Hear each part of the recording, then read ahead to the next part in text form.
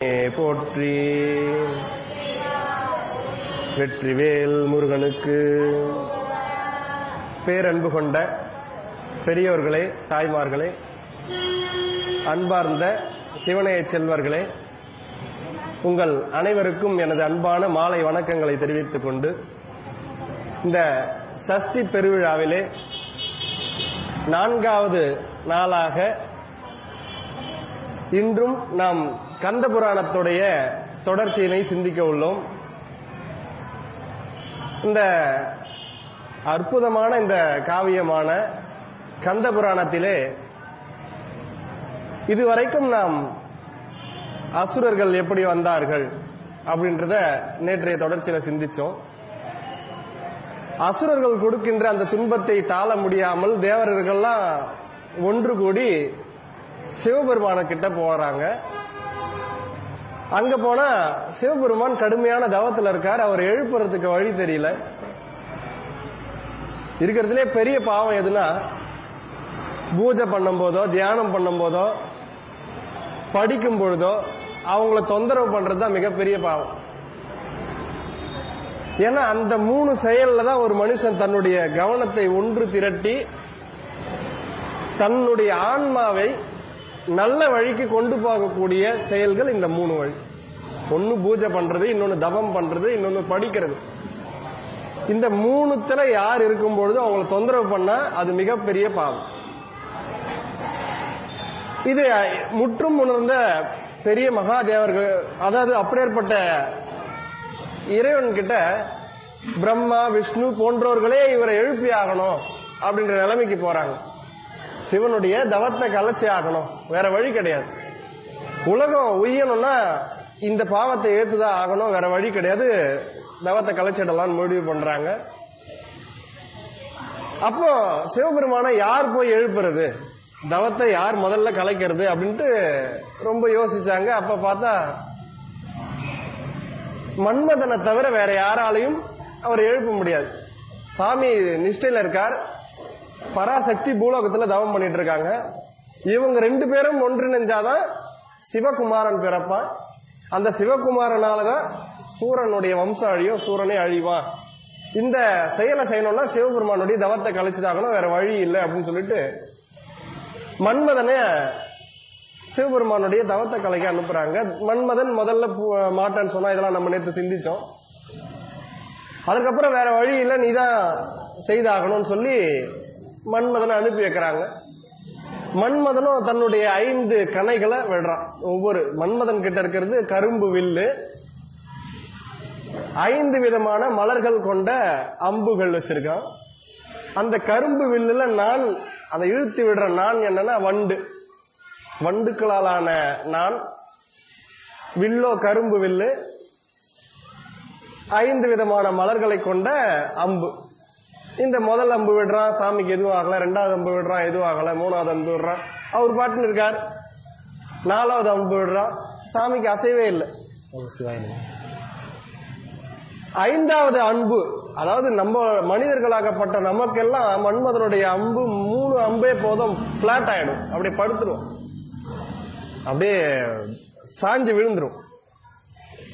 ஆனா இந்த மன்மதன் தன்னுடைய 5 கணைகளையும் பயன்படுத்துறாரு. 4 கணை வரலும் சாமியை எதுவும் பண்ணல. ரொம்ப ஆல்மோஸ்ட் ஹையஸ்ட், அதான் ஃபைனல் 5. இதுவரையிலும் மன்மதன் அந்த 5வது அம்பை பயன்படுத்தினதே கிடையாது. சரி, இது என்ன செய்யும்னு அவனுக்கே தெரியாது. கொஞ்சம் வைக்கலாம். சரி, 5வது கணைய விட்டு பார்ப்போம், போதுங்க, இது என்ன செய்யுதுன்னு பார்ப்போம்னு சொல்லி 5வது கணைய இறைவன் மேல விடுறார். அந்த 5வது கணை சிவபெருமான் மேல பட்ட உடனே அப்படியே தன்னுடைய கண்களை திறக்கிறார். சிவபெருமான் கண்ணை திறக்கும் போது தன்னுடைய நெற்றிக் கண் அப்படியே மேல ஓபன் ஆகுது. அந்த நெற்றிக் கண்ல இருந்து அந்த பிரகாசம் அப்படியே நேரா அந்த அக்னி எதிரில கணை விட்டு அந்த மன்மதனை அப்படியே எரிச்சு சாம்பலாக்கிடுது. மன்மதன் அன்னைக்குன்னு பார்த்து தன்னுடைய மனைவியை கூட்டு போயிருந்தான். தன்னுடைய மனைவி பக்கத்துல நிக்கிறாங்க, ரதின்னு பேரு. வந்து நிக்கிறாங்க. அப்படியே அவர் எரிஞ்சு சாம்பல் ஆயிட்டார். அவ்வளவுதான், ஒன்னும் புரியல. மறுபடியும் சாமி கண்ணை மூடி தவத்துக்கு போயிட்டார். இது வரலும் நம்ம நேற்று சிந்திச்சோம். அதுக்கப்புறம் என்ன நடக்குதுன்னா, சாமி மறுபடியும் கண்ணை மூடின பின்னாடிதான் ஓடி வராங்க நம்மளுடைய பிரம்மா, மகாவிஷ்ணு, தேவர்கள்லாம் வந்து, அடடா மன்மதன் நம்மளுக்காக வந்து கனை விட்டு எழுப்புனா அவர்கிட்ட இந்த மாதிரி முறையிடலான்னு பார்த்தா அதுக்குள்ள மறுபடியும் சாமி கண்ணை மூடி தவத்துக்கு போயிட்டாரு. இப்ப நம்மளால ஒருத்தன் இறந்துட்டானே, இப்ப சாமி எப்படி எழுப்பி மறுபடியும் நம்ம எப்படி இந்த தகவலை தெரிவிக்கிறதுன்னு எல்லாம் என்ன பண்றாங்க, இறைவனுடைய திருவடியிலே அமர்ந்து அங்கேயே கண் விட்டு கதறி அழுது, இறைவா நீ உன்னை விட்டா எங்களுக்கு வேற யாரும் கிடையாது, என்னைக்கோ ஒரு நாள் பெரிய பாவம் செய்துட்டோம், நாங்க உணர்றோம், ஆண்டவனே நீங்க கண்ணை திறந்து அருள் பாலிக்கணும் அப்படின்னு சொல்லி இறைவனை நோக்கி அவங்க வந்து அழும் பொழுது சிவபெருமான் மறுபடியும் தன்னுடைய கண்ணை திறக்கிறார். கண்ணை திறந்து என்ன அப்படின்னு கேட்கிறார். இத மாதிரி உங்களால வரம் பெற்ற சூரபத்மனுடைய ஆட்சி ரொம்ப படு பயங்கரமா இருக்கு, உலகத்துல தேவாதி தேவர்கள் எங்களுக்கே இந்த நிலைமைன்னா சாதாரண மக்களுக்கெல்லாம் எவ்வளவு கஷ்டப்படுவாங்க அப்படின்னு சொல்லி எடுத்துரைக்கிறார்கள். சாமி சொல்றார், அதற்கான காலம் கணிஞ்சது, நீங்க கவலைப்படாதீங்கன்னு சொல்றார். உடனே ரதி தேவி வந்து அழுகுறாங்க, என்னுடைய கணவர் என்ன தப்பு பண்ணாரு, இந்த தேவர்கள் எல்லாம் உங்ககிட்ட பேசணும்னு சொல்லி அவர் எழுப்ப சொன்னாங்க, நான் வந்து அவங்க சார்பா எங்க வீட்டுக்காரர் வந்து எழுப்பு வந்தாரு, நீங்க என்னடானா நெற்றிக்கண்ணை திறந்து என்னுடைய கணவரை பொசிக்கிட்டீங்களே, இப்ப என் கணவர் எப்படி கிடைப்பாரு, இவங்களுக்கு பிரச்சனை தீர்ந்துரும், எனக்கு கணவர் எப்படி கிடைப்பாருன்னு சொல்லி இறைவனுடைய திருவடி பிடிச்சு மன்றாடும் பொழுது சாமி சொல்றார், இதுக்கு மேல் காமன் உன்னுடைய கண்ணுக்கு மட்டும் தெரியும், மற்ற யாரு கண்ணுக்கும் தெரிய மாட்டான், என்னுடைய திருமண நாள் அன்னைக்கு அவனை உயிர்ப்பிச்சு தரேன் அப்படின்னு சொல்லிட்டார். வருணன் உருவத்தோட இருக்கார், இன்னைக்கும் அக்னி உருவத்தோட இருக்கார், வாயு உருவத்தோட இருக்கார், நிருதி உருவத்தோட இருக்கார், தேவேந்திரன் உருவத்தோட இருக்கார். உருவம் இல்லாத ஒரு தேவர் யாருன்னா மன்மதன் மட்டும்தான், காமன் மட்டும்தான். அதுதான் எல்லாருக்கும் காமன். அதனால அவர் வந்து கண்ணுக்கு தெரிய மாட்டார். ரதி தேவிக்கு மட்டும், அவருடைய மனைவிக்கு மட்டும் கண்ணுக்கு தெரியும், மத்த யாருக்கும் தெரியாது அப்படின்னு சொல்லிட்டு சாமி அன்னைக்கே சொல்லிட்டார், என்னுடைய திருமணம் அன்னைக்கு உன்னுடைய கணவனை உயிர்ப்பித்து தரேன் அப்படின்னு சொல்லி வாக்கு கொடுக்கிறார். ரொம்ப சந்தோஷம் அந்த பெண்ணுக்கு, தேவாதி தேவர்கள் எல்லாருக்கும் ஆனந்தம். சரின்னு சொல்லிட்டு போயிட்டாங்க. சாமி சரின்னு சொல்லிட்டாரு, பராசக்தி கல்யாணம் பண்றேன்னு சொல்லிட்டாரு, இனி நம்மளுக்கு வழி பிறந்துரும் அப்படின்னு சொல்லி எல்லாரும் போன பின்னாடி பூலோகத்துல தவம் பண்ணிட்டு இருக்காங்க பராசக்தி. எப்போ 5 வயதுல பராசக்தி போய் இமயமலைக்கு அடிவாரத்துல உட்கார்ந்து, அவங்க அப்பா நான் நேற்று சொன்னேன் இல்லைங்களா, கொட்டகை போட்டு உட்கார்ந்து தவம் பண்ணிட்டு இருக்காங்க. 5 வயசுல ஆரம்பிச்ச தவம் பராசக்திக்கு 12 வயசு வரலும் தவத்திலே இருக்காங்க. பராசக்தி தவம் பண்ணியே அத்தனை வருஷம் தவம் பண்ணணும்னா சாமி வரல, நம்மெல்லாம் முயற்சி தாங்குமா? 51 பதிகத்தை பாடிட்டு ஆண்டவனே நீ வரவே இல்லையே, அப்ப ஏன் பக்தி சரியில்லையா, இல்ல நான் போற வழி சரியில்லையா? 108 நாள் வந்து ஆலயத்தை சுத்திட்டேன், 51 நாள் அங்க பிரதர்சனம் பண்ணிட்டேன், 66 நாள் நான் தீபம் போட்டேன், இன்னும் உன்னுடைய அசைவு கூட தெரியலையா ஆண்டவா, நான் என்ன பண்ணுவேன்? அப்ப நாங்க போற வழி சரியில்லையா, நீ இருக்கிறியா இல்லையா, சும்மா அது கல்லா அப்படின்லாம் நம்ம கேக்குறோம். பராசக்தி ஆளானப்பட்ட தேவாதி தேவ உலகம் அனைத்தும் என்ற தேவிக்கே 7 வருஷம் போட்டார். கரெக்டா 7 வருஷம் அம்பாள் தவம் பண்ண ஆரம்பிச்சு 7வது வருஷம் தாய் 5 வயசுல தவம் பண்ண ஆரம்பிச்சா 12வது வயசுல வராரு சாமி. அப்ப கூட பாத்தீங்களா, நம்மள மாரி ஆளுக்குன்னா மாறு வேஷத்துல வரலாம், பராசக்தி அவர்ல பாதி. இப்ப எல்லாத்தையும் மறந்துட்டு தவம் பண்ணிட்டு இருக்காங்க, தெரியாது. பூலோகத்துல யார் வந்து பிறந்தாலும் அது பராசக்தியா இருக்கட்டும், முருகப்பெருமானா இருக்கட்டும், விநாயகரா இருக்கட்டும், பகவான் கிருஷ்ணரா இருக்கட்டும், ராமரா இருக்கட்டும், தான் எந்த நிலையில இருந்து வந்தோம்னு தெரியாது, இதுக்கு முன்னாடி என்ன நடந்ததுன்னு தெரியாது. இறைவன் அதனாலதான் படைத்தல், காத்தல், அழித்தல், மறைத்தல்னு ஒண்ணு வச்சிருக்கிறார். மறைஞ்சிடும், அந்த பூலோகத்துல கால் வச்சாலே எல்லாம் போச்சு. அதுக்கப்புறம் தன்னுடைய ஞானத்தினால் ஒன்று திரட்டி நம்மளுடைய கவனத்தை ஒண்ணு செலுத்தும் பொழுதுதான் நம்ம எப்படி இருந்தோம்னு தெரியும். சாதாரண நம்ம நிலைக்கெல்லாம் நம்ம முற்பிறவில நீங்க என்ன நம்ம கேட்டா சொல்ல முடியுமா? சொல்ல முடியாது.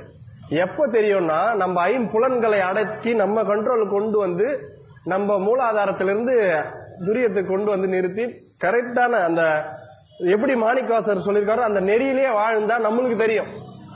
மாணிக்கவாசகர் தெரிஞ்சது அதுதான் சொல்றார். புல்லாய் பூடாய் புழுவாய் மரமாகி பல்விருகமாய் பறவையாய் பாம்பாய் கல்லாய் மனிதராய் பேயாய் கணங்களாய் வல்லசுரராய் முனிவராய் தேவராய் செல்லான் என்ற இத்தாவர சங்கமத்துள் எல்லா பிறப்பும் பிறந்திலைத்தேன் எப்படி சொல்றாரு? அவரு எடுத்த பிறவி. அதெல்லாம் ஞானம் குவிஞ்ச பின்னாடி தன்னுடைய நிலை வந்துடும். அது வரலும் தெரியாது நம்மளுக்கு. அது வரலும் நம்மளுக்கு மறைத்தல் வேலை செய்யும். அது ஆளாளப்பட்ட பராசக்தியா இருந்தாலும் சரி, பராசக்திக்கு தெரியல. ஆனா சிவனை நோக்கி தவம் பண்றாங்க. எதுக்கு தவம் பண்றாங்கன்னா ஆண்டவோட கல்யாணம் பண்ணிக்கணும்னு தவம் பண்றாங்க. நான் இதுக்கு முன்னாடி ஈஸ்வரன் கிட்ட இருந்தேன், நான் பராசக்தின்னு தெரியாது அம்பாளுக்கு. 12 வயசு ஆகுது, சாமி வரல. அதுக்கப்புறம் சாமி வந்து யோசிக்கிறார், தேவாதி தேவர்கள்லாம் வந்து முறையிடுறாங்க. பராசக்தி கல்யாணம் பண்ணாதான் சிவகுமாரன் பரப்பான், சிவகுமாரனாலதான் சூரபத்மன் அழிவான். அதனால இவங்களை கல்யாணம் பண்ணிக்கணும்னு மேல எல்லாரும் போய் சொல்றாங்க. அப்போ சாமி சரி தகுந்த நேரம் வந்துடுச்சு, அம்பாளுக்கு போய் அருள் புரியணும். அது வரையும் தெரியல அவருக்கு, போய் இது பண்ணணும்னு சொல்லிட்டு சரின்னு சொல்லிட்டு சாமி அங்கிருந்து புறப்படுறார். ரிஷபாரூடத்துல சூளம் எடுத்துலாம் வரல, ரிஷபாரூடத்திலயோ சூளம் எடுத்துலாம் வரவே இல்லை. அவரு பராசக்தி தானே, வா தேவி நான் வந்துட்டேன், நீ தவம் பண்ணது போதும், வா நம்ம திருமணம் பண்ணிக்கலாம், செய்யவே இல்லை. எப்படியேற்பட்ட அருளாளர்களா இருக்கட்டும், எப்படியேற்பட்ட தேவாதி தேவர்களா இருக்கட்டும், பராசக்தியா இருக்கட்டும், முருகரா இருக்கட்டும், சாமி வந்தாருன்னா ஒரு சோதனை வச்சுதான் வருவார். நம்ம படுற பாடு தாங்க முடியுதா? நம்மளுக்கு கொடுக்குற சோதனையே கொடுக்கல நம்மளுக்குலாம். இன்னும் இதுக்கே படாத பாடா இருக்கு. ஆண்டவனே எனக்கு சோதனை கொடுக்குறியே, என்ன தவிர எனக்கே துன்பம் தான் கிடக்குறியே, வேற யாருக்கும் தரவே மாட்டேன்றோம். ஒண்ணும் இல்ல, ஒரு வேலைக்கு ஒரு கம்பெனிக்கு போய் சேர்றோம், ஒரு வேலைக்கு ஆள் எடுக்கிறாங்கன்னா உனக்கு மெடிக்கல் சர்டிபிகேட் கொடு. நீ என்ன படிச்சிருக்கிற? உனக்கு இங்கிலீஷ் தெரியுமா?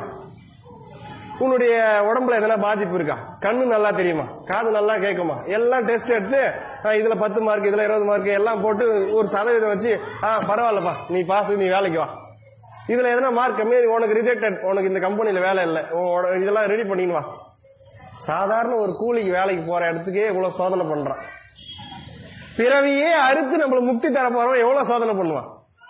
சும்மா ஒண்ணு பண்ணாலே என்னடா கடவுளே உனக்கு கண்ணு இருக்குதா இல்லையான்னு கேக்குறோம். ஒண்ணு இல்ல, மிலிட்டரி ராணுவத்துக்கு ஆள் எடுக்கிறாங்க. ராணுவத்துக்கு போறவன் எல்லாத்தையும் விட்டுட்டு துணிஞ்சு போனோம். குடும்பம், பொண்டாட்டி, குழந்தைங்க, தன்னுடைய உயிரையே தியாகம் பண்ற அளவுக்கு துணிச்சலா போகணும். எப்ப என்ன ஆகும்னு சொல்ல முடியாது. திடீர்னு காஷ்மீர் மாத்தி விடுவான், போட அங்க பார்டர்ல சண்டை, போய் உயிர் இழக்க கூட நேரிடும். அப்படி ராணுவத்துக்கு செலக்ட் பண்ண, உயிர் இழக்கிறதுக்கு ராணுவத்துக்கு செலக்ட் பண்றவங்க கூட பல தகுதியை வச்சுதான் செலக்ட் பண்றான். கெச்சா போதும் வாங்கி வாரி போட்டுக்கல. உனக்கு இந்த மாதிரி ஃபிட்டா இருக்கியா, இதெல்லாம் இருக்கான்னு எல்லா விதமான சோதனை பண்ணி அதுக்கப்புறம் தான் எடுத்து ராணுவத்துக்கே சேர்க்கிறான். இது பரமானந்த நிலை. இதுக்கப்புறம் ஒரு நிலையே கிடையாது. இது கூட ஒரு தாய் வயிற்றுல வந்து பிறக்க மாட்டோம். இன்ப துன்பம் எல்லாம் குளோஸ். ஏகாந்த நிலையில மாறக்கூடிய தன்மை முக்தின்ற நிலை. இறைவனுடைய திருவடியில இறைவனோடு ஐக்கியமாகி நம்மளும் அந்த நிலையில மாறுறது. அப்படிப்பட்ட அந்த நிலை கொடுக்கறது சாதாரணமா கொடுத்துருவானா? நம்மளுக்கு வர துன்பம்லாம் செம்ம. இன்னும் நம்ம அவர் பார்வையில பட ஆரம்பிச்சா மாணிக்கவாசகர் கூட துன்பம் கொடுத்தாரு. நாவுக்கரசர் போற காலத்துல கடைசி காலத்துல ஒரு டெஸ்ட் வச்சார். அப்பயும் அவருக்கு வரலாறுலாம் நம்ம நாயன்மார்கள் சொல்ற மாதிரி எல்லாருக்கும் பூலோகத்துல வந்து பிறந்துட்டா அந்த சோதனை பண்ணி அதுல சாதிச்சவங்களை தான் மேல கூட்டு போறாரு. பராசக்திக்கு ஒரு சோதனை வைக்கிறாரு. இவர் என்ன சோதனை வைக்கிறாருன்றத நான் இப்ப சொல்றேன். சிவபெருமான் என்ன பண்றாரு, தன்னுடைய ரூபத்தை மாத்திக்கிட்டு வயசான கட்டத்துல வராரு. எப்போ நேற்று சொன்ன பாத்தீங்களா, இந்த அம்பாளுக்கும் வயசான கேட்டத்துல தான் வராரு. இது ஒரு சலுகை இருக்குதுங்க, வயசான கேட்டத்துல வந்தா. பஸ்ல கூட வயசானவங்களுக்குன்னா ஏங்க பாவம் பெரியவர் உட்கார வைங்க, ரொம்ப நேரம் நின்று வராரு, சில சலுகை கிடைக்கும். இளைஞரா வந்து அந்த சில சலுகை கிடைக்காது. பாத்துரா பெரியவர் ஓரமா விடுங்க, வழி விடுங்கம்மா, உட்கார சொல்லு, ஏதோ ஒரு சலுகை கிடைக்கும். சாமி அதனால மேக்சிமம் வயசான கேரக்டர்ல வருவார் அவரு.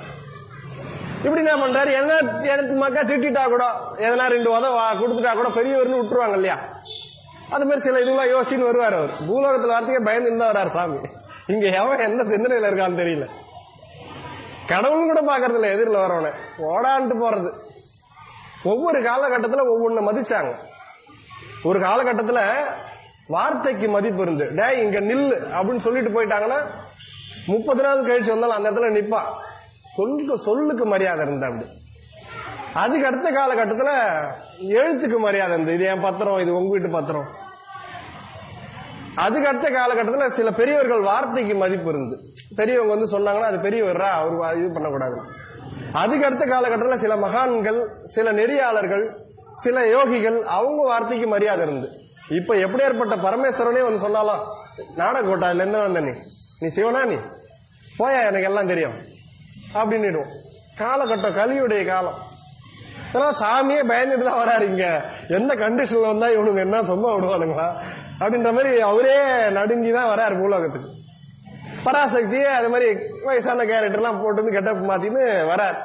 தவக்குடியில் ஆண்ட வெளியே வந்து நிக்கிறாரு. பராசக்தியுடைய தோழிகள் வந்து கூப்பிட்டு போறாங்க. அம்பாள் வேற தவம் பண்றாங்க. பல முனிவர்கள் வந்து ஆசீர்வாதம் பண்ணா இந்த அம்மாவுடைய வேண்டுதல் நிறைவேறும், அதனால ஏதோ முனிவர்கள் போறாரு, அவரை கூட்டின்னு வந்து அம்பாள் கிட்ட பாத பூஜை பண்ண வைப்போம்னு சொல்லி தோழிகள் என்ன பண்றாங்க, வெளியே வந்து அந்த சிவபெருமானு தெரியாது, ஏதோ ஒரு வயசானவர், ஏன் பெரியவரே கொஞ்சம் உள்ள வாங்க, எங்க பராசக்தி எங்க எங்க எங்க தோழி வந்து தவம் பண்ணிட்டு இருக்காங்க, வந்து அருள் பண்ணுங்க, ஆசீர்வாதம் பண்ணுங்கன்னு சொல்லி கூப்பிடுறாங்க. எங்க அப்படின்னு கேட்டு வராரு உள்ள. அப்படி வயசானவர் அப்படி வரும்போது இட்டு வந்து விடுறாங்க. பராசக்தி கூப்பிடுறாங்க, ஏமா ஒரு பெரிய முனிவர் வெளியே போயிட்டு இருந்தாரு, அவருடைய ஆசீர்வாதம் கிடைச்சா நீ வேண்டுதல் நிறைய ஒன்று நாங்க கூட்டிட்டு வந்தோம் தோழிகள் சொல்றாங்க. சரி இதோ வரேன் அப்படின்னு சொல்லிட்டு அந்த தன்னுடைய அந்த குடிசையில இருந்து கொஞ்சம் வெளியே வராங்க. வெளியே வந்தா இவர் நிக்கிறார், சாமி பாக்குறாரு, இவங்க பாக்குறாங்க. வயசானவரா இருந்தாலும் இவங்களுக்கு தெரியல சாமி வந்திருக்காருன்னு தெரியல. அவர் வந்து நிக்கிறாரு, நின்ன உடனே வணங்குறாங்க, இவரும் ஆசீர்வாதம் பண்றாரு. ஆமா நீ தவம் பண்றன்னு கேள்விப்பட்டேன், நீ எதுக்காக தவம் பண்ற, நான் தெரிஞ்சுக்கலாமா அப்படின்னு பெரியவர் கேக்குறாரு. பராசக்தி சொல்லல, தோழிகள்லாம் சொல்றாங்க, ஏங்க இந்த அம்மா வந்து எல்லாம் வல்ல மகாதேவரை திருமணம் பண்ணிக்கணும், பரமேஸ்வரனை கல்யாணம் பண்ணிக்கணும்னு இந்த அம்மா 5 வயசுல இருந்து தவம் பண்ணிட்டு இருக்காங்க. 7 வருஷமா அன்ன ஆகாரம் இல்லாம இறைவனுக்காக தவம் பண்ணிட்டு இருக்காங்க அப்படின்னு எல்லாத்தையும் சொல்றாங்க.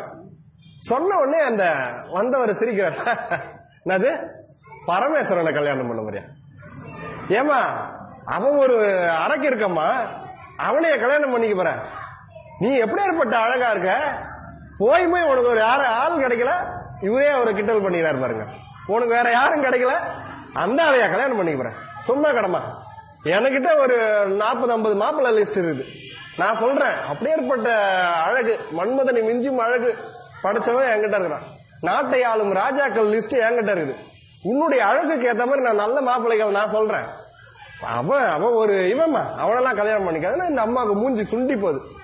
இவர் யாரு இங்க இட்டுன்னு வந்தீங்கன்னு கேக்குறான் தோழிகளை கூப்பிட்டு. சிவ அபராதம் பேசுற இந்த ஆளை ஆள் வளர்ந்திருக்காரே தவிர அவருக்கு அறிவு சுத்தமா கிடையாது. கோவம் வந்துருச்சு பராசக்தி. இப்படி ஒரு கிழவரை எங்கேயா இட்டுன்னு வந்தீங்கன்னு திட்டுறான் அம்பா. என்னம்மா இப்படி சொல்ற, நான் உன் நல்லதுதான் சொல்றேன், உனக்கு பரமேஸ்வரனை பத்தி என்ன தெரியும், அவன் கழுத்துல கபால மாலையை போட்டுன்னு தெரியுறவன், உடம்பு புல்லா சுடுகாட்டு சாம்பலை பூசின்னு தெரியுறவன், மண்ட ஓடையே கையில வச்சுன்னு சுத்துறவன், கால மாட்டுல சுத்துறவன், கழுத்துல பாம்பை பிடிச்சி போட்டுப்பான், ஏதோ ஒரு திடீர்னு சிரிப்பான், திடீர்னு ஆடுவான், கையில அக்னியை சுத்தி சுத்துறான், அப்படி ஏற்பட்ட ஆளுக்கும் உனக்கும் பொருந்துவான், அவன் ஒரு ஆளா அவன், நீ போய் அவனை போய் கல்யாணம், உன் அழகு என்ன, உன் முடி என்ன, உன் புருவம் என்ன, உன் கண் என்ன, எப்படி ஏற்பட்ட அழகு நீ, உனக்கு போய் அவன் ஒத்து வராதுன்றான், நீ கம்முனு கடை அப்படின்ற அம்பாள். சம கோவம் வந்துச்சு, உனக்கு என்னையா தெரியும், அவரை போய் சொல்றேன் அப்படின்னு சொல்றா. பராசக்தி சொல்றாரு. இவருக்கு மனசுக்குள்ள சந்தோஷம், நம்ம இவ்வளவு சொல்லியும் பரவாயில்ல, இவருக்கு கிடைக்கிறதே ஒரே ஒரு பொண்ணு, அதையும் விட்டாருன்னா இவரு என்ன அதையும் பாத்துக்கிறாரு. உடனே அவங்க போன ஓடிடல, போன்னு சொல்லிட்டாரு அப்படின்னு கிளம்பல, இதை விட்டா வேற யாரு கிடைக்கும், சரி பரவாயில்ல இந்த அளவுக்கு அவ வாயில் என்ன வருதுன்னு பாப்போம் இவரு நிக்கிறாரு. அப்போ வந்து பராசக்தி வந்து சொல்றாங்க, நீ என்ன சொன்ன சொல்லு அப்படின்னா, சுடுகாட்டு சாம்பல் அள்ளி பூசிங்கிறான்னு சொன்னே, சுடுகாட்டுக்கு வேற எந்த தெய்வம் வரும், அவன் மட்டும்தான் வருவான். கடைசி நிலை அதுதான். ஒரு மனுஷனும் ஆணவத்தில் ஆடும் பொழுது தெரியாது, நான் தான் ராஜா, நான் தான் மேனேஜர், நான் தான் தலைவர், நான் தான் இது வார்டு நம்பர், நான் தான் இது அதுன்னு இருப்பான். கடைசியில சாம்பல் தான் ஏன் மிச்சம், அதை நிரூபிக்கிறதுக்காக பூசிங்கிறாரு என் தெய்வம் அப்படின்னாங்க. அடுத்தது என்ன சொன்ன சொல்லுன்னா, பாம்பு தூக்கி இடுப்புல சுத்திப்பான், பாம்புல தூக்கி கழுத்துல போட்டுப்பான்னு சொன்னியே, என் தெய்வம் எதுக்காக போட்டுக்குது தெரியுமா அப்படின்னு சொல்லி கதையை சொல்றாங்க. அதாவது சில முனிவர்கள் இருந்தாங்க, சிவபெருமான் மூலமா தான் வந்தது ரிக் யஜூர் சாம அதர்வன வேதம்ன்றது. வேதத்துக்கு அதிபதி வேதநாயகன் சிவபெருமான் தான், அதனால்தான் வேத மலைன்னு சொல்லி வேதகிரீஸ்வரர் சொல்லி நம்ம திருக்கழுகுன்றத்துல ஆலயம். அந்த வேதம் முதல்ல வெளியே வந்ததுல இருந்து இத படிச்சவங்க என்ன பண்ணிட்டாங்கன்னா, இது ஆண்டவனால வந்தது இல்லைன்னு புரிஞ்சு, ஆண்டவனால வந்ததுன்னு உணராம இந்த வேதத்தை சொல்லி எந்த யாகத்துல போட்டாலும் நம்ம கேட்கறது வரும். அப்ப என்ன நினைச்சிட்டாங்க இவங்க, நம்ம வேதத்துக்கு தான் சக்தி, ஆண்டவனுக்கு சக்தி கிடையாது, வேதம் தான் மெய், வேதம் தான் சத்தியம், வேதம் தான் இதுன்னு சொல்லி ஒரு காலகட்டத்துல ஒரு சில முனிவர்கள் இருந்தாங்க. தன்னுடைய பத்தினிகள் தான் உயர்ந்தவர்கள், நாங்க எந்த சொல்லுக்கும் எங்க மனைவிகள் கட்டுப்பட்டவங்க, எங்களை மீறி எதுவும் செய்ய மாட்டாங்க, எங்க வேதத்தினால எதையும் செய்ய முடியும் அப்படின்னு சொல்லி ஒரு ஆணவத்துல இருந்தாங்க. எங்க ஆணவம் இருக்கோ அங்க சாமி வந்து அந்த ஆணவத்தை அழிப்பார், எங்க இருந்தாலும் சரி, நம்ம இதயத்துல இருந்தா கூட. அப்ப சாமி என்ன பண்றாரு, அப்பதான் எடுக்கிறாரு பிச்சாடனார் ரூபம். எந்த கோவில்ல திருவிழா நடந்தாலும் 8ஆம் திருவிழா இல்ல 9ஆம் திருவிழா இந்த 2 நாள்ல பிச்சாடனார் வருவார். பிச்சாடனார் எப்படி இருப்பாருன்னா, சிவபெருமான் கூந்தலை விரிச்சு போட்டுக்கிட்டு கையில மண்டவோட வச்சுக்கிட்டு நிர்வாண ரூபமா இடுப்புல மட்டும் சதங்கையை கட்டிப்பார். இடுப்புல மட்டும் ஒரு சதங்கை இருக்கும், வேற எதுவுமே கிடையாது. கையில கபாலம் அப்படி நின்றுட்டு பிச்சாடனார் ரூபமா முதல்ல அப்பதான் எடுத்தார் அந்த ரூபம். எடுத்து அந்த யாக குண்டம் பக்கமா அப்படியே நடந்து அப்படியே அந்த அழகுல அப்படியே நடந்து வர்றார். இன்னைக்குங்க சிதம்பரத்துல 8ஆம் திருவிழாவில பிச்சாடனார் வருவார் பாருங்க. அந்த பிச்சாடனார் இவ்வளவு ஆயிட்டு இருப்பார், கீழே இருந்து பார்க்க கண்கொள்ளா காட்சியா இருக்கு. அப்படியே பரமேஸ்வரன் தத்ரூபமா வந்து நின்னா மாதிரி இருக்கு. அவ்வளவு அழகான ஒரு அற்புதமா வெள்ளி தேர்ல வருவார். பார்க்கணும், இதெல்லாம் கண்டிப்பா பார்க்கணும். அப்படி அந்த பிச்சாடனார் வந்து அந்த ஓம குண்டம் பக்கமா அப்படி நடந்து போன உடனே இந்த யாகம் பண்ண இந்த தேவர்கள்லாம் இருக்காங்களே, அந்த முனிவர்கள்லாம் வந்து என்ன நினைச்சிட்டு இருந்தாங்க, கடவுள் போய் வேதம் தான் மெய், இது கேட்டு எதை செய்தாலும் வந்து கிடைச்சிடும், கடவுள் சும்மா அப்படி நினைச்சவங்க நினைச்சிட்டு இருந்தாங்களே. அந்த ஆணவத்தை அழிக்கிறதுக்காக இவர் என்ன பண்றாரு, தன்னுடைய பிச்சாடனார் ரூபமா எடுத்துட்டு அப்படி நடந்து வராரு. இந்த தேவரை பார்த்த உடனே, இந்த மகாதேவரை எம்பெருமான் பிச்சாடனார் ரூபத்தை பார்த்த உடனே இந்த குரு பத்தினிகள்லாம் அவர் பின்னாடியே நடக்க ஆரம்பிச்சிட்டாங்க. ஏகாந்த காம ரூபம்னு சொன்ன இல்லைங்களா பிச்சாடனார் ரூபம். அவருடைய தோற்றத்தை பார்த்த உடனே இவங்க தன்னை மறந்து அவர் வசமாக எல்லாரும் நடக்க ஆரம்பிச்சிட்டாங்க.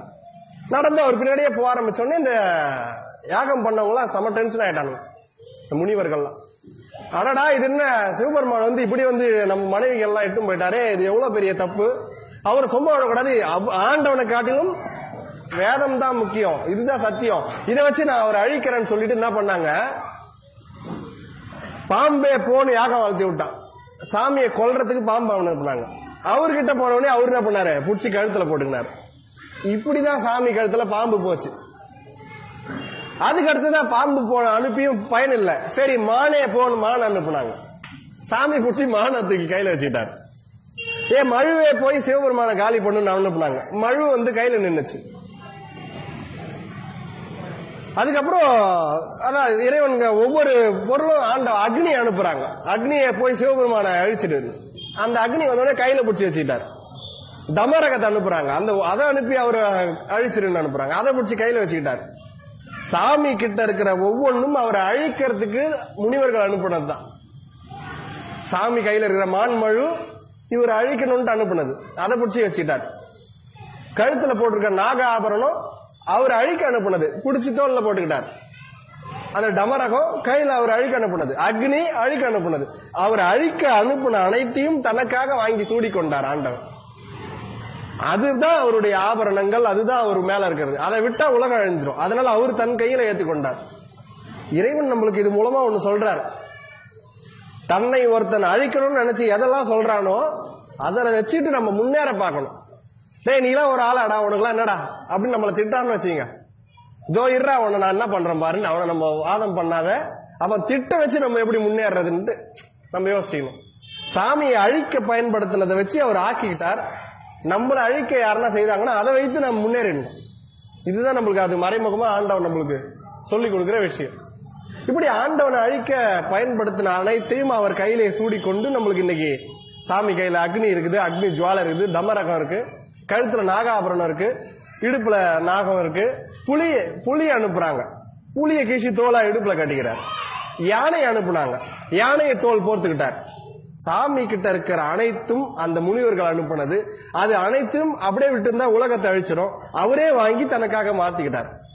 இப்படி வந்ததுதான் அதுன்னு சொல்லி பராசக்தி அந்த முனிவர்கிட்ட எடுத்து சொல்றாங்க, நீ போய் அவர் இப்படி சொல்றியே, அப்படியேற்பட்ட மகாதேவரை போய் இப்படி பேசுறியே, சிவாபராதம் பண்ற தப்பு அப்படின்னு சொல்லி அவரையே புரிய வைக்கிறாங்க.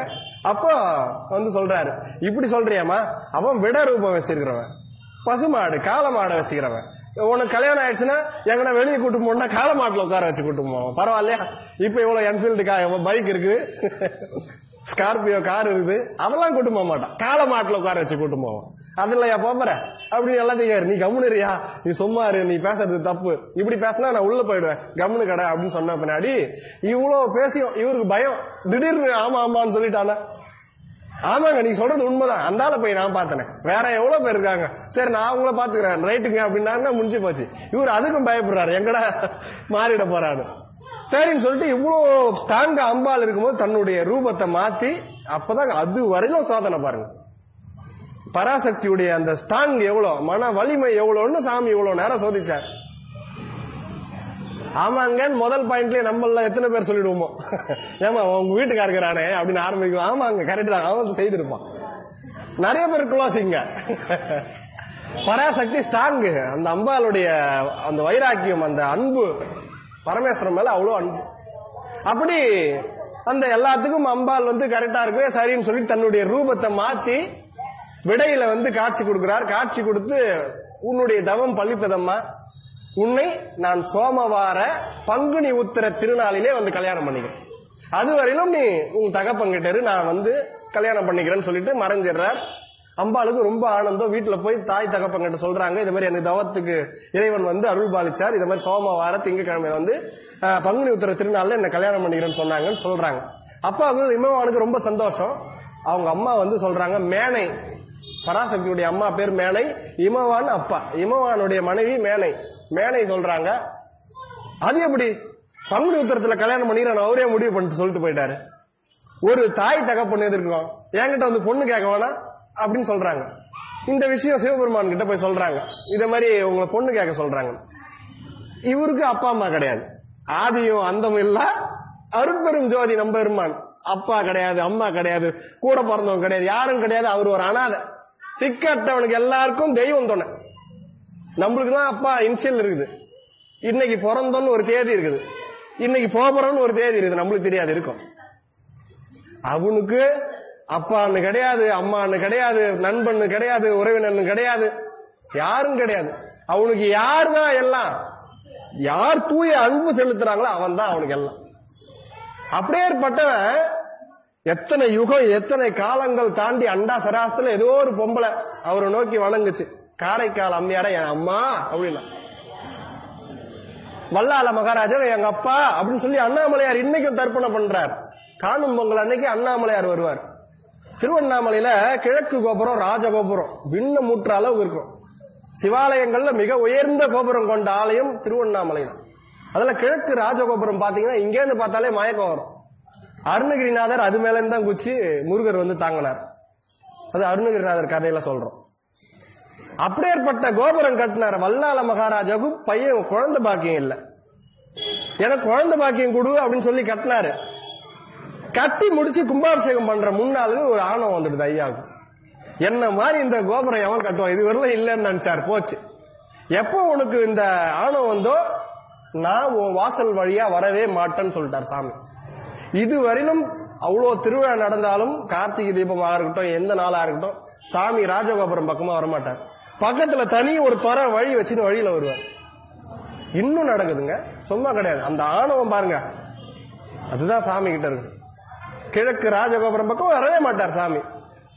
இவர் கதறி அழுவார், ஆண்டவா நான் பட்ட ஆணவம் போய் மன்னிச்சுக்க, எனக்கு அறியாத பாவி, நான் தெரியாத செய்துட்டேன், இவ்வளவு செலவு பண்ணி கட்டிட்டு இந்த பக்கம் நீ வரலன்னா எனக்கு என்ன இருக்குது அது மேல அப்படின்னு சொல்லி காலில் விழுந்து கதறி அழ. அருள் சொல்லல. அப்போ சாமி அவர் இறந்துடுறார். யாரு? வல்லால மகாராஜா இறந்துடுறார். இறந்துட்டு அவரை அடக்கம் பண்றாங்க. அடக்கம் பண்ணும்போது அவருக்கு பையன் தான் கொல்லி போடணும், வாரிசு இல்லையே. அந்த வாரிசுக்காக தானே கட்டினாரு, வாரிசு இல்லையே, யாரும் இல்லைங்க பையன்றாங்க. சரி யாரோ நம்மளே கொளுத்திடலான்னு எடுத்துட்டு வராங்க. ஒரு குடுகுடுன்னு ஒரு பையன் ஓடியாரான், வெள்ளை வேஷ்டி விபூதி அடிச்சு சின்ன பையனா. எங்க அப்பா நான் கொளுத்தி நான் கர்ம செய்யறேன் நாங்க செய்யறேன்ட்டு குடுகுடுன்னு கொல்லி வச்சுது. கொல்லி வச்சது யாரா இந்த பையன் யாருன்னு தெரியலையே அப்படின்னு சொல்லிட்டு கொல்லி வச்சது சுத்திட்டு அது செய்ய வேண்டிய ஈமக்கிரியெல்லாம் பண்ணிட்டு குடுக்குன்னு ஓடிடுச்சு. பையன் எங்க போறான், ஓடுங்கடா பின்னாடி எல்லாம் பாக்கலான்னு பார்த்தா நேரா அண்ணாமலையார் சன்னிதியில அண்ணாமலையார் ஐக்கியமாயிடுது. இது நடந்த கதைங்க. அன்னையில இருந்து இன்னைக்கு வரலும் அண்ணாமலையார் அவர் திதி அன்னைக்கு வந்து தர்ப்பணம் பண்றார் சாமி. அன்னைக்கு ஒரு நாள் மட்டும் அந்த ராஜகோபுரம் வழியா வருவார். நடந்த கதை, நடக்கிற கதை, சத்தியம். அதனால புரிஞ்சுக்கணும். ஆணவம் துளி கூட இருக்கக்கூடாது. சிவன் அடியார்கள் சிவ பக்தர்களுக்கு அறவே இருக்கக்கூடாது. அது இருந்தா நம்ம பண்ணி எந்த பயனும் கிடையாது.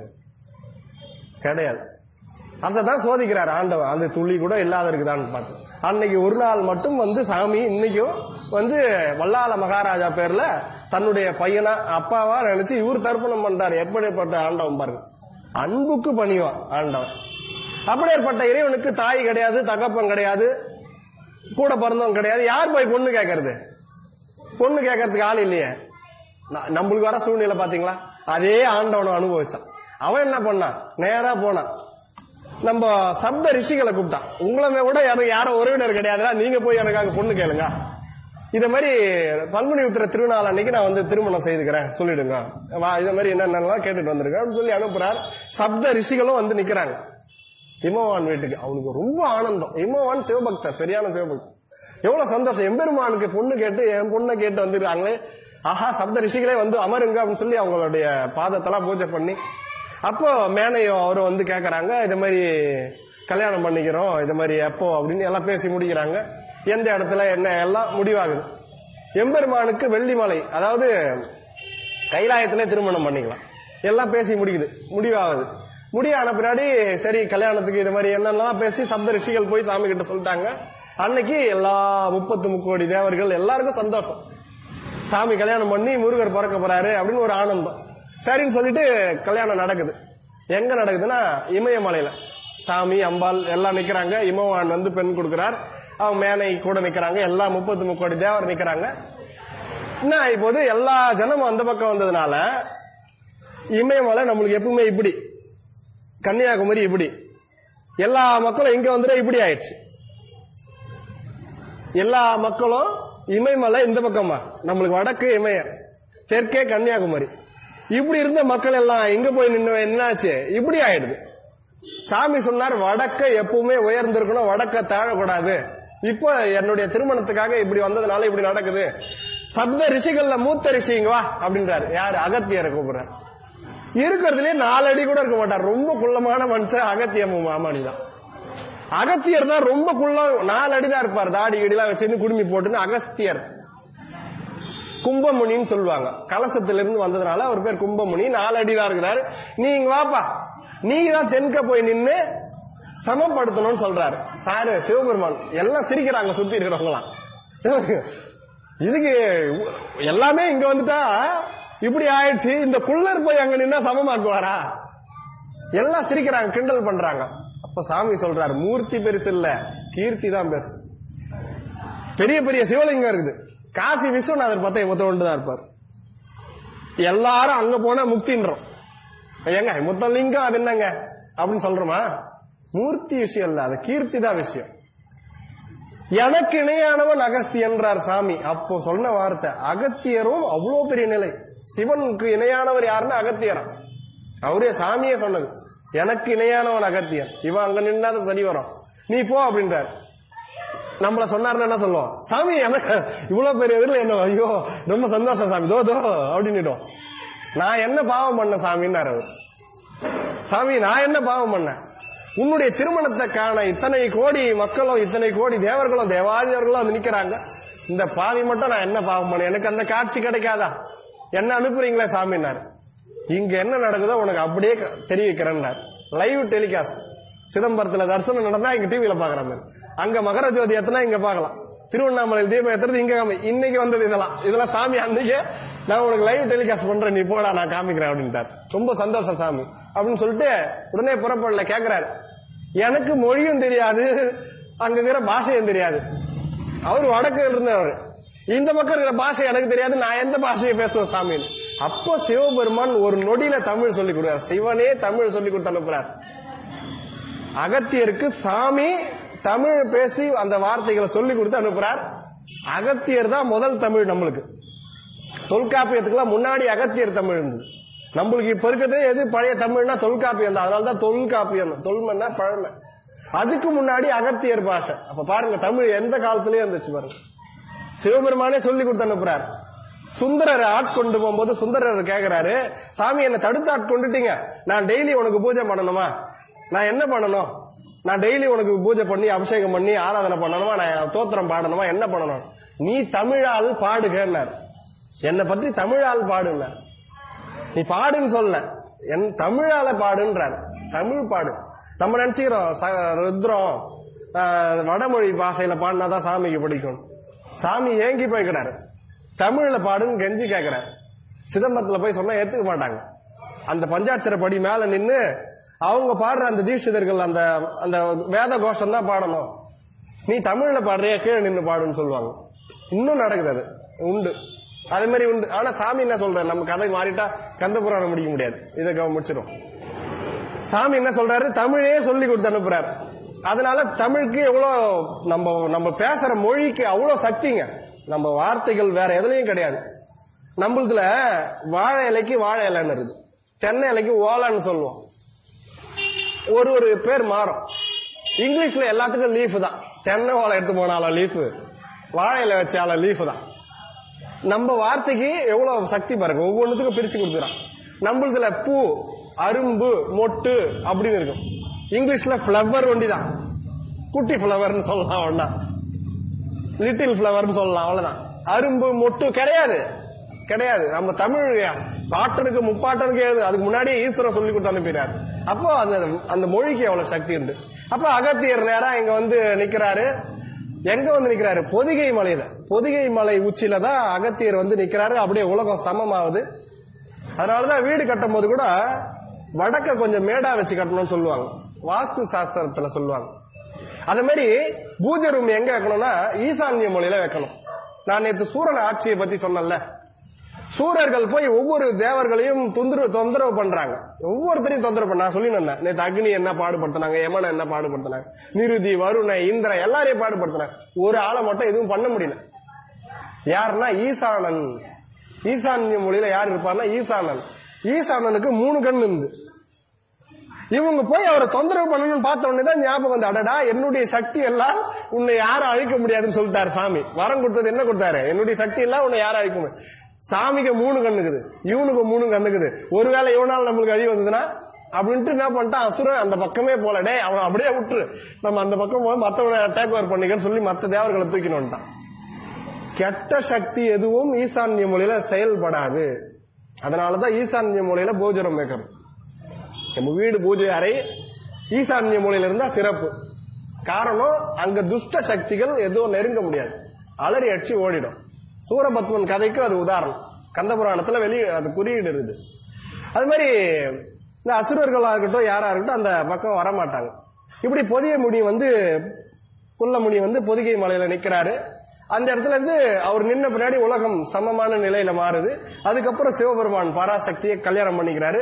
கல்யாணம் பண்ணிட்டு கைலாயத்துக்கு போயிடுறாங்க. எல்லாம் அவங்கவுங்க வேலையை பார்க்க ஆரம்பிச்சுட்டாங்க. போயிட்டு அவர் பாட்டுன அங்க இருக்கிறாரு, அம்பாள் பாட்டுன அம்பாள் இருக்கிறாங்க. முருகர் பறக்கல. மறுபடியும் தேவர்கள்லாம் ஒண்ணு சேர்ந்தாங்க. சேர்ந்து பிரம்மா கிட்ட வந்தாங்க.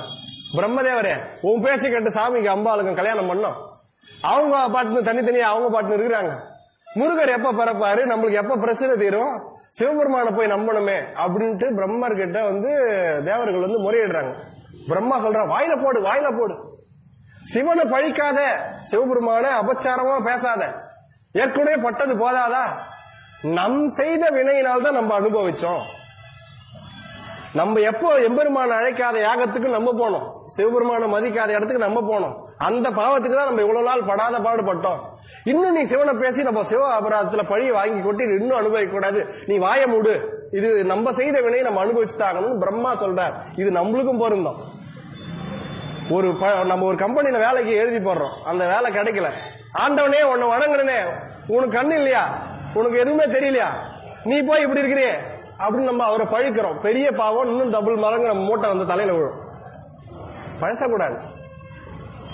நம்ம பசங்க இருக்கிறாங்க, மழை கொட்டுன்னு கொட்டுது, தெருவில் ஐஸ் வண்டிக்காரன் போறான், அப்பா ஐஸ் வாங்கி கொடு ஐஸ் வாங்கி கொடு ஐஸ் வாங்கி கொடுன்னு அவனுக்கு தெரியாது.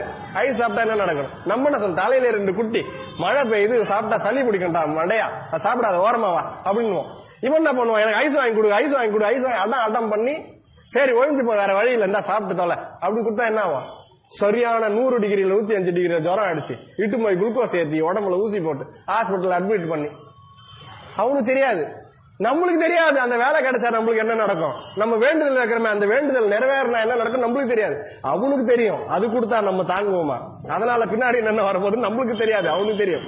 அதனால தகப்பன் ஸ்தானத்துல இருந்து நம்மளுக்கு எது தரணுமோ தராரு. நம்மளுக்கு கிடைக்காததெல்லாம் ஆண்டவனே ரொம்ப நன்றின்னு சொல்லிடுங்க. கிடைச்சது உன்னுடைய திருவருளால கிடைச்சதுப்பா அப்படின்னு நினைச்சுக்கிறேன். கிடைக்காதத போய் நீ உனக்கு கண்ணு இல்லையா, நீ ஒரு தெய்வமா, நீ இப்படி இருக்கிறியே அவரை பழிச்சு இன்னும் பாவத்தை கொட்டிக்கின்னு அது சரி ஒழிஞ்சு போகுது, வேற வழி இல்லை, இவன் விடமாட்டான், வச்சு தொலைடான்னு அவன் கொடுத்து அது பின்னாடி நம்ம படுற பாடு இருக்குதே, அது கிடைக்காது அவனுக்கு தெரியும், அப்பனுக்கு தெரியும் எல்லாம் அப்படின்னு சொல்லி சிவசிவான்னு விட்டு கையெடுத்து கும்பிட்டு வந்துருங்க. இது ஒரு பாடமா இருக்கட்டும். அது மாதிரி அதாவது இந்த கொரோனாவுக்கு முன்னாடி ஒரு 8 மாசமா சொற்பொழிவு பண்ணலைங்க. 8 வருஷமா சொற்பொழிவு பண்ணிட்டு இருந்தேன். மாசம் ஒன்னாவது பேசுவேன், அது ஃப்ளோவில் வந்துனே இருக்கும். இப்ப 8 மாசம் டச்சு கிடையாது. கந்தபுராணம் 3 நாளா தான் இப்போ ஓடிட்டு இருக்குது. எதனா கொஞ்சம் இதுவா இருந்தா மன்னிச்சுக்கீங்க, அதுதான் சொல்றேன். போன வருஷம் ஐயா இதே சஷ்டி இந்த 4வது நாள் தான் வந்தேன் இந்த கோவிலுக்கு நினைக்கிறேன். முதல் திருப்பூர்ல அதிகமா பேசுவேன். முருகர் கோவில்ல சஷ்டினா அங்க கூப்பிட்டுப்பாங்க. ஒரு நாள் இல்ல திருப்பூர்ல. அப்போ முன்னாடி ஐயா எனக்கு போன் பண்ணி இந்த மாதிரி ஊரப்பாக்கம் சந்திரமௌலீஸ்வரர்னு ஒரு ஆலயம், இங்க வந்து நீங்க சொற்பொழிவு கேட்க முடியுமா, சஷ்டியில ஒரு நாள் வாய்ப்பு உண்டு அப்படின்னு. சரிங்க ஐயா எந்த தேதி என்ன இதுன்னு கேட்டுன்னு சஷ்டி 4வது நாள் அப்போ வாய்ப்பு கிடைச்சது. போன வருஷம் வந்து இந்த பக்கம் பார்த்த மாதிரி உட்கார்ந்து ஜனங்க இருந்தாங்க. அன்னைக்கு பேச ஆரம்பிச்சேன் இந்த ஆலயத்துல 1 வருஷ காலம் என்னையோட. இன்னொன்னு சொல்றேன், அதிகமா சொற்பொழிவு பண்ற ஆலயத்துல சுதந்திரமா நான் பேசுறேனோ இல்லையோ, இந்த ஆலயத்துல என்னுடைய மனம் போன சுதந்திரத்துல நான் பேசுறேன். எனக்கு அந்த வாய்ப்பு கொடுத்த ஐயாவுக்கும் மக்களுக்கும் நான் ரொம்ப நன்றி. அவ்வளவு அன்பு கொண்ட மக்கள்கள் இந்த ஊர்ல இருந்து எனக்காக எவ்வளவு அன்பு கொண்டு இத்தனை அடியார்கள் கிடைக்க நான் தவம் பண்ணிருக்கணும். இத்தனை அன்பு உள்ளங்கள் எனக்கு கிடைக்கிறதுக்கு நான் எவ்வளவு தவம் பண்ணிருக்கணும் தெரியல. எனக்கு அவ்வளவு ஆனந்தமான இந்த இடத்துல பேசினா ஒரு திருப்தி இருக்கு. எத்தனையோ கோயில் பேசுறேன், காஞ்சிபுரம் கச்சேவேஸ்வரர் பேசுறேன், சைதாப்பட்ட காரணேஸ்வரர், நிறைய. நான் என்னுடைய இது சுய தம்பட்டத்துக்கு சொல்லல, எங்கும் கிடைக்காத ஒரு இன்பம் ஒரு திருப்தி இங்க கிடைக்குது. இங்க பூஜை பண்ற ஐயர் முதற்கொண்டு அந்த அண்ணன் இத மாதிரி நான் பார்க்கல. இந்த இறைவன் கிட்ட ஒவ்வொன்றும் போய் கூட நின்று சொல்றாரு பாருங்க, கிடையாதுங்க. இதுதான் சத்தியமான வழிபாடு. நீ உள்ள நின்று ஓம் நமோ பகவதி என்ன சொன்னாலும் சாமிக்கு இல்ல. இத்தனை பேர் வந்துடுறாங்க ஆண்டவனே, இதுதான் இந்த வேண்டுதல், நீ பார்த்து செய்ப்பா, இதுதான் ஆண்டவன் சத்தியம், இதுதான் சத்திய வழிபாடு. சத்திய வழிபாடு இதுதான். கண்ணு தெரியாத ஏதோ மந்திரம் பாசங்கள் பிரயோஜனம் இல்லை. சத்திய வழிபாடு இங்க நடக்கிறது. இங்க இன்னும் பாருங்க, பல காலகட்டத்துக்கு பின்னாடி இந்த ஆலயம் நல்ல சிறப்பா வரும். இங்க வழிபடுற அனைத்து பக்தர்களும் எதை வேண்டீங்களோ அது நிறைவேறும். அவ்வளவு ஆத்மார்த்தமான ஒரு ரூபம் ஆலயம் இந்த ஆலயம், என்னுடைய மனம் கவர்ந்த ஆலயம். அப்படி இந்த மாதிரி இறைவனுடைய திருவருளால இந்த உலகம் சமமாச்சு. சாமி பாட்டுன்னு தனியா இருக்காரு, அம்பாள் ஒரு தனியா இருக்காங்க. இப்படி 33 கோடி தேவரம் வந்து பிரம்மா கிட்ட சொல்றாங்க, ஆண்டவனே இது மாதிரி கல்யாணம் பண்ணிட்டு சும்மா இருக்கிறீங்களே, எப்போ சிவகுமாரன் வந்து பிறப்பாரு, எப்போ அந்த உலகம் உயிரடையும், அசுரர்களால துன்பம் நடந்து கொண்டே இருக்கிறது, இதுக்கு எப்போ வழி பிறக்கும் அப்படின்னு சொல்லி எல்லாம் சிவபெருமான் கிட்ட வந்து முறையிடும் பொழுது சாமி வந்து அப்பதான் சரி அப்படின்னு சொல்லிட்டு அப்படி இடுப்ப கை வைக்கிறாரு, உட்கார்றாரு, நேரா உட்கார்றாரு. எங்குமே நம்ம கூட உட்காரும் பொழுது ஐயா எப்படியா முதுகெலும்ப நேரா வச்சு உட்காரணுமா, முடிஞ்ச அளவுக்கு, முடியலன்னா முயற்சி பட நேரா வச்சு உட்கார்ந்தா நல்லது. இந்த கீழே இருக்கிற அந்த இடுப்பு எலும்பும் இந்த உச்சி கபாலமும் சமமா வர மாதிரி இருக்கணும். அதாவது எப்படின்னா இந்த இடுப்பு, இந்த தோல், இந்த தலை 3 நேரா வர மாதிரி உட்கார்ந்தா உடம்புல அந்த குண்டலினி கரெக்டா நிக்கும். அப்படி சிவபெருமான் என்ன பண்ணாரு, அசதியா இருந்தார் போல, இது நேரா உட்கார்ந்தாரு. அவங்க கேட்ட பின்னாடி இப்படி நேரா சாமி உட்கார்ந்து அப்படின்னாரு. சிவபெருமானுக்கு 5 முகங்கள் ஏற்கனவே சொல்லியிருக்கேன். ஈசான்யம், தட்புருஷம், அகோரம், வாமதேவம், சத்தியோஜாதம் சொல்லி 5 குண்டலினி அப்படியே சர்றன்னு வந்து ஒரு அக்னி வந்தது. பராசக்தி அதோ முகமும் சேர்ந்து அப்படியே 6 வாய்க்கு அப்படியே நெற்றி கண்ண திறக்கிறார் சாமி. அப்படியே அக்னி பிழம்பு அப்படியே பிரிச்சு அடிக்குது, சர்றன்னு அடிக்குது. 6 சக்தியும் மூலாதாரத்திலிருந்து அப்படியே கிளம்பி வந்து ஆக்னியில நிறுத்தி அப்படி திறக்கிறார் சாமி. அப்படியே 6 விதமான அப்படியே பொறி தீப்பொறி பறக்குது. அப்படியே அந்த தீப்பொறிக்கு பக்கத்துல யாரும் நிக்க முடியல. அப்படியேற்பட்ட அக்னியேற்பட்ட அந்த வெப்பம் தாழ முடியல. பராசக்தி எழுந்து ஓடுறான், நிக்க முடியல. உலகத்திலேயே அதிக சக்தி யாரு? சக்தின்னே பேரு பராசக்தி. அவளாலே தாங்க முடியல அந்த உஷ்ணத்தை. எழுந்து அடிச்சு ஓடுறா. அப்படி பராசக்தி ஓடுறா, முடியல. சிவபெருமான் நெற்றிக்கண்ணில் அப்படி வந்த அந்த 6 துளிகள் அப்படியே சர்ன்னு வந்தது. அப்படியே அம்பாள் எகிரி ஓடுறாங்களே, அம்பாளுடைய காலில் தண்டை மாட்டிக்கிறாங்க. அந்த சிலம்பத்து அப்படி உடஞ்சி கீழே விழுந்து, சிலம்புக்குள்ள வைரம், வைடூரியம், மாணிக்கம், மரகதம், நீலவண்ணம், அது மாதிரி நவரத்தினங்கள் இருக்கு இல்லையா, நவரத்தினங்கள் அப்படியே கொட்டிடுச்சு. அம்பாள் ஓடுறாங்க, நெருப்பொறி பறந்து வருது, அந்த அக்னி வருது பாருங்க. அந்த அக்னி அப்படியே ஆகாயம் தாங்க முடியல, ஆகாயத்தால தாங்க முடியல. ஆகாயம் என்ன பண்ணுது? காற்றுக்கு அனுப்புது. காற்றால தாங்க முடியல, கொண்டு போக முடியல. அது என்ன பண்ணுது? அப்படியே நேரா நீருக்கு அனுப்புது, கங்கை நதியில விடுது. கங்கை நதியால இது பண்ண முடியல, அப்படியே நேரா அது என்ன பண்ணுது? அக்னி கிட்ட விடுது. அக்னி வந்து எதுவும் பண்ண முடியல, நீர்ல விடுது. கங்கை நதியால முடியல, சரவண பொய்கையில மாத்தி விடுது, மண்ணுல வந்து சேருது. அப்ப அந்த 6 தீப்பொறிகளும் 6 தாமரைகள்ல மாறி 6 குழந்தைகளா வருது. இந்த குழந்தை எப்படி பாருங்க, அது ஆகாயம் சுமக்க முடியல, பஞ்சபூதமும் வருது பாருங்க. ஆகாயத்தால எதுவும் பண்ண முடியல, காற்றுக்கு விடுது, காற்றால ஒன்னும் பண்ண முடியல. அது அக்னி கொடுக்குது, அக்னியால எதுவும் செய்ய முடியல. நீருக்கு கொடுக்குது, நீரால ஒன்னும் பண்ண முடியல, மண்ணுல வருது. இப்ப அந்த குழந்தைகள் வந்து 6 குழந்தைகளா அந்த இதுல வந்து சேர்றாங்க. இங்க அம்பாள் ஓடும்போது காலில இருந்து விழுந்த அந்த 9 நவரத்னங்கள் 9 பெண்களாக மாறிடுச்சு. நீலம், அதான் வைரம், வைடூரியம், மாணிக்கம், தங்கம் அப்படி சொல்லக்கூடிய 9 பெண்களா மாறி அப்படியே நிக்குது. இவருடைய நெற்றி பொறி அப்படி பறக்கும் பொழுது அவங்களும் பார்த்தாங்க. பார்க்கும்பொழுது அவங்க வயிற்றுலயும் மாசம் ஆயிட்டாங்க. 9 பெண்ணும் மாசம் ஆயிடுறாங்க. இங்க முருகர் பிறந்தாச்சு. இந்த பெண்களை எப்படி பார்த்த உடனே பராசக்தி அந்த அக்னி எல்லாம் முடிஞ்ச பின்னாடி வந்து சாபம் இடுறா. அந்த அம்மா, உங்களை யார் இப்படி பார்க்க சொன்னா? அந்த தீப்பொறி போகும்போது ஏன் பாத்தீங்க? அது எப்படி கேட்க முடியும்? இயல்பு தானே, அங்க என்ன நடக்குதுன்னு எல்லாரும் தான் பார்ப்போம். அப்படி பார்க்கும்போது வயிற்றுல மாசமா வேணா அவங்க என்ன பண்ணுவோம்? இவங்களுக்கு கஷ்டமா இருக்கு. இப்படி சிவபெருமானுடைய தீப்பொறி பார்த்ததுனால நீங்க மாசமாயிட்டீங்களே அப்படின்னு சொல்லி இந்த அம்மாவுக்கு வந்து கஷ்டம். உங்களுக்கு குழந்தை பிறக்காம என்றுமே வயிற்றுல சுமந்து கிடப்பீங்கன்னு சாபம் கொடுத்துட்டான் பராசக்தி. 10 மாசம் குழந்தைய வச்சுன்னு எவ்வளவு பாடுபடுறீங்க உங்களுக்கு தான் தெரியும். வயிற்றுல என்னைக்கும் கர்ப்பமாவே இருந்தா எப்படி இருக்கும்? அது ஆம்பளைங்களுக்கு தெரியும், தப்பா இருக்கும். என்னைக்கும் வயிற்றுல அப்படியே இருந்தா எப்படி இருக்குன்னு தெரியும். என்னைக்கும் வயிற்றுல குழந்தை சுமந்து கடை அப்படின்னு சொல்லி சாபம் கொடுத்துட்டா பராசக்தி. முடிஞ்சு போச்சு. அந்த நவ வீர அந்த பெண்களும் வயிற்றுல குழந்தையோட இருக்கிறாங்க. இப்படி இருக்கும்போது என்ன ஆகுது? கார்த்திகை மாதர்களை அமைச்சு அந்த குழந்தைய வளர்க்க சொல்லிட்டார் சிவபெருமான். கார்த்திகை மாதர்கள் போய் அந்த குழந்தைய எடுத்துட்டாங்க. அந்த குழந்தை அப்படியே சிவபெருமான சாட்சாத் குழந்தையாக்குனா எப்படி இருக்கும்? அப்படி ஒரு சூரிய கோடி பிரகாசத்தோட பிறந்ததுதான் நம்ம முருகப்பெருமான். முருகப்பெருமான் அவதாரம் பண்ணிட்டார். 6 முகம் 6 குழந்தை, 6 குழந்தைகளும் அப்படியேற்பட்ட அது மாதிரி ஒண்ணு பார்க்கலன்றான். அப்படி ஒரு குழந்தைகள். இந்த பெண்கள் மாசமானதை இப்படி சாபம் கொடுத்த பின்னாடி போய் சிவபெருமான் வந்து சொல்லி, தப்புமா, இப்படி செய்யக்கூடாது, இதுவும் ஒரு கால நியதி, இதுக்கும் ஒரு காரண காரியம் உண்டு, எது நடக்கிறதோ அது காரண காரியம் உண்டு, உன்னுடைய சாபத்தை போக்கி அவங்களுக்கு பிரசவம் வரவை அப்படின்னு சொன்ன பின்னாடி அந்த அம்மா மனம்குள்ள இருந்து சாமி சொன்ன பின்னாடி சரின்னு சொல்லி சாபம் கலைச்சு அவங்களுக்கு பிரசவம் நடக்குது. அந்த 9 பெண்கள் பெற்ற குழந்தை தான் நவ வீரர்கள். வீரவாகு தேவர்கள் முதற்கொண்டு நவ வீரவாகு இருக்காங்க இல்லையா, அந்த 9 பெண்களுடைய குழந்தைகள் தான் நவ வீரர்கள். முருகருடைய தம்பி கணக்குல வந்துடும். முருகர் வந்து பிறந்துட்டார். பிறந்து அந்த குழந்தைகளை 6 பெண்கள் எடுத்து வளர்க்குறாங்க. அந்த 6 பெண்கள் பூரண பால் கொடுத்து வளர்க்குறாங்க. கார்த்திகை மாதங்களுடைய பால் குடிச்சு வளர்றார் முருகர். 6 குழந்தையும் 6 விதமான குழந்தைகள்.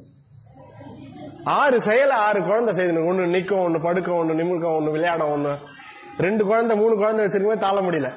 6 குழந்தை வச்சு முருகர்லாம் சம ஜூட்டி படாத பாடுபட்டு அந்த கார்த்திகை மாதர்கள் குழந்தைய வளர்க்க ஆரம்பிச்சாங்க. அந்த குழந்தை முருகப்பெருமான் வளர்ந்து என்ன செய்ய போறார் அப்படின்றத நம்ம தொடர்ந்து வரும் நிகழ்ச்சியிலே சிந்திப்போம் என்று கூறி, இன்னும் முருகர் பிறந்தாச்சு. முருகர் வளர்ந்து என்ன சேஷ்டைகள்லாம் செய்ய போறாரு, அதுக்கப்புறம் ஒரு சம்ஹாரம் எப்படி நடக்க போகுது, அதுக்கப்புறம் வள்ளி திருமணம் தேவையான திரும்ப எப்படி நடக்க போகுது என்று கந்த புராணம் நிறைவு வந்துடும். இது அத்தனையும் இதுகாரம் பொறுமையாக இருந்து கேட்டுக்கொண்டிருந்த அனைத்து அன்பர்களுக்கும் எனது மனமார்ந்த நன்றியை தெரிவித்துக் கொண்டு கந்த புராணத்தை அனைத்து அன்பர்களும் பருகி அந்த முருகப்பெருமானுடைய திருவருளையும் எம்பெருமானுடைய அருளையும் பெற்று நம் வாழ்விலே அனுபவிக்க வேண்டிய அனைத்து இன்பங்களையும் அனுபவித்து போதும்பா, இனிமேல் எனக்கு முக்தி கிடைச்சா போதும், வாழ்க்கை போதும், ஆண்டு அனுபவிச்சிட்டேன் அப்படின்னு நினைக்கும் பொழுது அவர்களுக்கு அந்த முக்தின்ற நிலை கிடைச்சா மிக சிறப்பு என்று வேண்டி பிரார்த்தித்துக் கொண்டு, எல்லாம் வல்ல முருகப்பெருமான் எல்லா உயிர்களுக்கும் துணையாக இருந்து அருள் பாலிக்க வேண்டும் என்று பிரார்த்தித்துக் கொண்டு விடைபெறுகிறேன்.